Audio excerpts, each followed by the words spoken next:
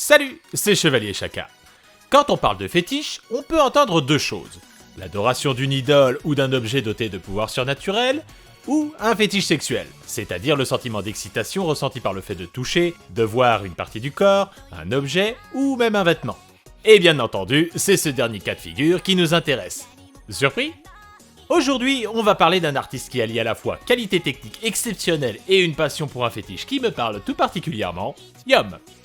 Alors non, je ne vais pas faire une biographie de plusieurs minutes retraçant le parcours de l'illustrateur. Non pas par paresse, mais plutôt parce que malheureusement, comme bon nombre de dessinateurs japonais, les infos à son sujet sont assez minces. Aussi, ce n'est pas vraiment sur la personne que nous allons nous attarder, ou son parcours, on va plutôt voir son travail, l'évolution de son style, sa passion pour les collants, et également son ouverture à d'autres horizons.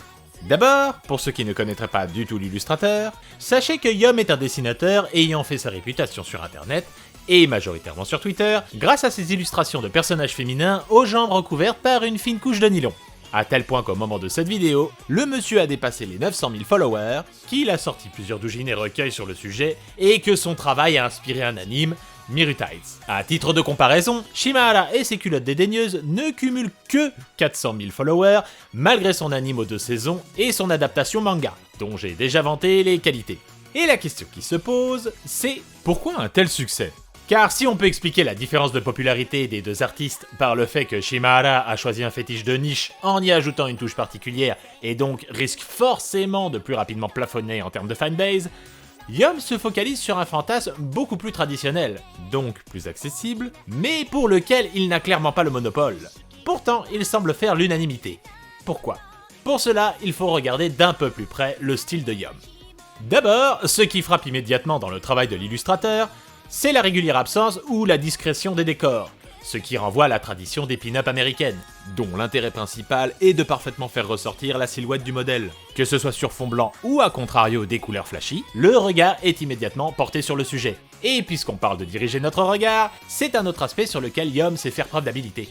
Si l'on compare avec la majorité des dessinateurs axés sur le fétiche des collants, on constate que Yom a une approche très sobre, voire presque banale quand il s'agit des personnages féminins qu'il décide de croquer. Majoritairement typés physique japonaise classique, avec des cheveux raides et sans volume, pour la plupart brunes ou châtains, et aux formes relativement réalistes. Et même certaines aux attraits qu'on pourrait usuellement qualifier de peu glamour, et donc rarement représentées dans le ecchi, comme le front large. En clair, il n'y a quasiment aucune fantaisie dans le chara-design de ces personnages. Sauf que ce qui semblerait parfaitement ennuyeux dans tout autre fétiche apporte ici deux avantages majeurs. D'abord, l'aspect réaliste donne un sentiment de proximité presque rafraîchissant au spectateur. En dessinant des filles mignonnes, mais pas non plus exagérément typées anime, on se dit que l'on pourrait croiser ce genre de physique dans la vraie vie, renforçant l'aspect émoustillant. Au point même qu'un recueil de photos avec de vrais modèles reprenant certaines illustrations de l'artiste est sorti au Japon. Mais surtout, le choix de la sobriété permet à l'œil de ne pas être distrait par des détails superflus et d'avoir immédiatement le regard dirigé vers le travail appliqué du dessinateur sur les jambes et la texture incroyablement travaillée des collants. Si l'on compare avec d'autres illustrations dans ce domaine, on constate que la plupart conservent une approche très manga dans leur travail, avec des cheveux aux couleurs extravagantes, des yeux qui brillent plus qu'un miroir de bordel, et des formes qui relèvent souvent du fantasme. Et si ce n'est en aucun cas un reproche en soi, et que je ne nie pas que certaines offrent des travaux également très impressionnants, ils perdent peut-être un peu plus de vue ce qu'il faut mettre en valeur, en voyant trop d'informations à notre regard, ce qui ne permet pas de créer une hiérarchie dans la composition. C'est également le cas de ceux qui font des décors ultra léchés, noyant complètement leur personnage dans un flot de couleurs et de détails. Pas Yom. En tout cas, pas souvent. Yom, lui, préfère travailler avec une palette de couleurs restreinte dans chacune de ses compositions, et, comme un objectif d'appareil photo, ne capte pas tout le personnage avec autant de détails. Ainsi, si les jambes, les pieds et la texture du tissu font preuve d'un soin particulier, on constate souvent que le visage est très épuré, pour ne pas dire ultra simplifié, avec toujours cet aspect sobre, des yeux fins, un nez presque effacé, quelques touches de couleur pour relever le regard, et c'est tout. Simple paresse ? Non, car tel un réalisateur, l'artiste dirige notre regard au bon endroit, la preuve étant qu'il n'en a pas toujours été ainsi. Lorsqu'on se penche sur des travaux plus antérieurs du monsieur, on constate que si sa passion pour les jolies filles était déjà présente, l'ensemble était très détaillé, avec des visages beaucoup plus photoréalistes, un peu à la manière d'Oigatan, des compositions plus chargées et des couleurs beaucoup plus riches, ne serait-ce qu'au niveau de la texture de la peau, me rappelant d'un peu loin le style de Murata Renge. Mais si le tout était déjà techniquement très abouti, l'ensemble était peut-être un peu moins lisible. Ce n'est donc pas un appauvrissement, mais bien au contraire, l'expérience qui lui a permis de se démarquer et d'offrir quelque chose d'unique en modifiant intelligemment son trait. Parfois le plus est l'ennemi du bien. Et surtout, Yum est probablement celui qui a le mieux capté l'essence de son fétiche. Quand on pense collant, on a une certaine image de l'élégance, de la perfection, puisque le tissu masque les défauts, mais aussi du mystère, car la femme dévoile sans non plus tout montrer. Or dans le hentai ou même le ecchi, nombreux sont les artistes qui ont poussé l'usage du fétiche des collants dans des voies beaucoup plus hard, voire trash. Ce qui dans un sens est une évolution logique, puisqu'il en faut bien pour tous les goûts, mais qui crée une niche dans une niche et forcément s'avère moins fédérateur. Yum garde à travers son travail une certaine classe, faisant que l'on reste à l'essence même de ce que représente cet apparat vestimentaire, et qui fait aussi qu'on a probablement plus de facilité à afficher son appréciation pour ses travaux. Tout cela est la démonstration d'une vraie intelligence de l'artiste, au-delà d'une bonne maîtrise des effets Photoshop. Et cet aboutissement a été cristallisé par l'anime inspiré par son travail, Miru Tights. Miru Tights a eu un impact sur la popularité de Yum, mais elle a également consolidé le style de l'artiste, qui fut très actif quant à la promotion de la série, en proposant de nombreuses illustrations autour des héroïnes. En faisant cela, celui-ci a solidifié une approche qu'on retrouve encore dans ses créations récentes. Aussi, si l'on compare avec ses premiers doujins, Kuro Tights, à ceux actuels, on constate aisément à quel point Yum a définitivement abandonné l'aspect ultra réaliste des visages au profit de ce mélange avec un style plus anime, qu'il applique encore aujourd'hui. Mais la série a également renforcé son image et sa crédibilité, et à ce niveau, le dessinateur peut remercier le jeune studio Yokohama Animation Laboratory.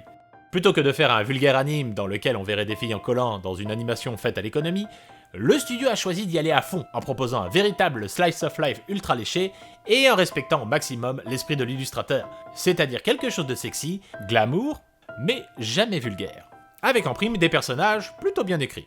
Et même si à la fin de la journée la série n'a rien d'exceptionnel, le simple fait qu'elle soit pas mal et tout à fait regardable lui a donné un coup de projecteur inattendu. Là où un grand nombre d'autoproclamés gardiens du bon goût se moquaient déjà du concept sans l'avoir vu, arguant le fait que l'anime ne ciblait que des pervers détraqués, qu'elle soit parfaitement regardable fit taire à peu près tous les potentiels détracteurs. Grâce à cela, Yum a gagné en popularité, mais est-ce que cela lui suffisait? Non, car une fois cette popularité bien instaurée, au lieu de se reposer sur ses lauriers et d'enchaîner les doujins Miru Tights, celui-ci a décidé de ranger l'uniforme scolaire et de mettre toute son expérience au service d'un nouveau projet, toujours en cours actuellement et qui semble parfait tremplin pour s'ouvrir à de nouveaux horizons, le doujinshi Ganbare Duki-chan. De quoi s'agit-il? D'un savant mélange d'illustrations, comme il sait les faire, puis au fil du temps, il les a agrémentés de petits strips au format Yonkoma, pour raconter une comédie romantique. Oui, Ganbare Duki-chan, ce n'est qu'une rom-com de prime abord, toute banale. Mais l'aspect hybride du format ne fait en réalité que confirmer l'incroyable talent de Yum. On en revient encore à sa composition. En une illustration, le dessinateur arrive à raconter une histoire parfaitement compréhensible, sans une ligne de dialogue, se rapprochant fortement d'une composition d'un tableau. Même les strips en 4 cases n'ont finalement pas besoin de traduction, pour que le lecteur puisse deviner aisément ce qu'il y est dit. Et de manière assez étrange, j'ai rapidement fait un parallèle avec le webtoon. Or si de prime abord le doujin de Yum n'a pas grand rapport avec la BD numérique coréenne, je l'ai rapidement vu comme une véritable alternative. Laissez-moi vous expliquer. Il n'est pas blasphématoire de considérer que l'édition japonaise a encore du mal avec la transition numérique, dans le sens où elle ne propose pas une lecture adaptée aux nouvelles technologies. Le manga reste dans son format planche qu'il essaye de rentrer au forceps dans un smartphone, sans que cela soit très concluant. C'est à ce moment en général qu'on va vous proposer de lire du webtoon, qui serait l'évolution naturelle du manga. Mais s'il s'agit réellement d'un manga, alors c'est un manga atrophié, car privé de son axe horizontal. Et l'on a beau dire, mais les cases webtoon les plus épiques ne peuvent pas rivaliser avec une double page, forçant certains artistes à faire des cases nécessitant de remettre son téléphone à l'horizontale, prouvant que le format en est encore assez balbutiement et continue à se chercher. Quant à l'avantage du tout en couleur, la pauvreté technique est tellement flagrante qu'on croirait plus souvent un mauvais animé comics plutôt qu'une vraie BD couleur. Normal vous me direz, puisque le webtoon semble vouloir charmer le consommateur d'anime avant celui du manga, d'où une colorisation tout en numérique et simpliste, sans oublier le rythme de parution ultra soutenu. Maintenant je ne cherche pas à dire que le webtoon serait un format inférieur au manga, plutôt qu'il s'agit d'autre chose. Comme le manga, la BD francophone ou américaine sont cousins-cousines, mais pas frères et sœurs. Je dis simplement que penser que l'évolution logique pour un lecteur de manga est de se tourner vers le webtoon est pour moi un non-sens. Je n'aime pas les webtoons, mais ce n'est pas le format qui est mauvais, bien au contraire, c'est justement un format à part entière, avec sa propre identité et ses codes. C'est là où le doujin de Yum revient dans notre réflexion. Ganbare Duki-chan propose une réelle alternative au lecteur de manga que je suis. Plutôt que continuer à raconter des histoires bavardes s'étalant sur What 1000 chapitres, nous avons ici une approche minimaliste, certes, mais techniquement ultra léchée, avec de surcroît une colorisation qui ressemble vraiment à quelque chose, et des illustrations pensées pour le format smartphone. Alors vous pourriez me rétorquer que l'on perd également l'axe horizontal. Sauf que Yum a choisi de raconter une rom-com, format qui ne nécessite pas d'images épiques, mais plutôt des cadrages serrés, focalisés sur l'humain. Or, l'être humain se tient généralement debout, sur un axe vertical. De fait, les représentations en portrait ou de plein pied profitent pleinement de ce format. Et comme pour souligner sa pleine maturité, l'artiste a choisi le milieu de l'entreprise, avec des personnages adultes pour raconter son histoire, plutôt que le classique cadre scolaire. Et l'on sent qu'il se fait plaisir, délaissant quelque peu les collants, sans non plus totalement les oublier, pour s'essayer à d'autres zones érogènes, mais tout en cherchant à rester dans le feutré, en représentant une simple nuque dégagée par exemple. L'illustrateur joue également beaucoup plus sur l'humour, afin de donner de l'épaisseur à son héroïne, multipliant les faciès, la rendant extrêmement attachante. Ce qui fait de Ganbare Duki-chan un vrai manga à sa manière, ayant parfaitement compris l'époque dans laquelle elle est née et le lectorat qu'elle doit séduire. Puisqu'à l'origine, toutes les illustrations et strips sont disponibles sur Twitter ou encore Instagram gratuitement, ce qui en fait une œuvre de qualité au-delà du simple doujin polisson, ce qui explique son succès. Pour tout ça, je pense que Yum mérite votre intérêt, et je vous invite à vous pencher sur son travail au-delà de sa passion pour les sous-vêtements féminins. Yum est un artiste complet, avec un vrai sens de la composition et de la narration, alors que ses travaux contiennent très peu de texte. Et j'espère que cette évolution perpétuera pour proposer toujours des œuvres de plus en plus ambitieuses. Et ça peut paraître paradoxal après avoir vanté son approche parfaitement dans l'air du temps, mais j'aimerais bien un manga plus traditionnel de sa part. Faut croire que je commence à virer vieux jeu. Sinon, au pire, qu'il continue de réaliser des illustrations de filles en collant, ça suffira à mon bonheur. Merci d'être passé me voir, et à une prochaine!